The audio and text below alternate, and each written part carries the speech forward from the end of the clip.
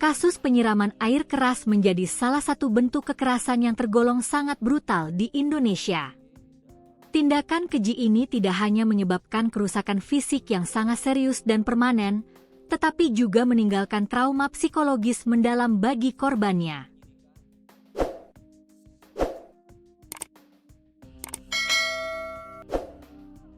Kejadian tragis inilah yang baru saja menimpa seorang pria paruh baya bernama Eko Susanto, seorang penjual tempe asal Kecamatan Ngadirojo, Kabupaten Pacitan, Jawa Timur.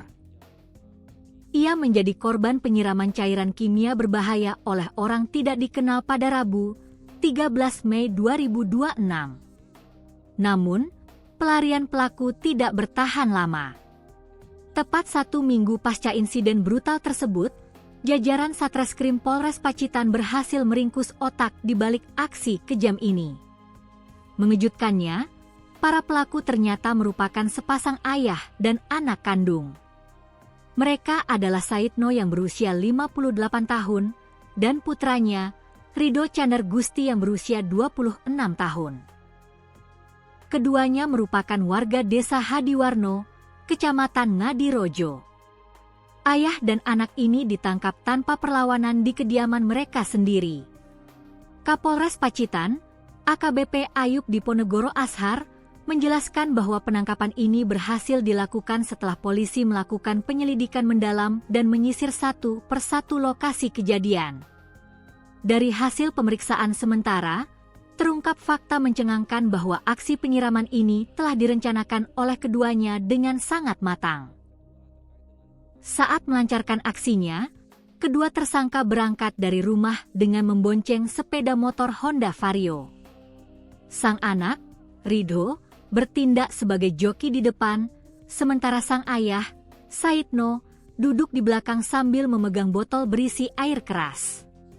Agar aksi mereka tidak terendus dan wajah mereka tidak dikenali, keduanya sengaja mengenakan penutup wajah, helm, serta jas hujan lengkap. Kedua pelaku kemudian berbalik arah, membuntuti korban melalui jalan tengah sawah di Desa Wiyoro. Di lokasi persawahan yang sepi itulah, mereka menghentikan laju sepeda motor korban dengan modus yang sangat licik. Pelaku berteriak, "Pak Mandet, enek titipan," yang berarti, "Pak berhenti, ada titipan." Nahas, tanpa curiga, korban pun menghentikan kendaraannya dan turun. Begitu korban lengah, Saidno langsung menyiramkan cairan kimia jenis hidrogen peroksida atau H2O2 yang biasa digunakan untuk menetralkan air tambak udang tepat ke arah tubuh korban. Cairan pekat itu seketika mengenai mata kiri, telinga kiri, hingga dada korban.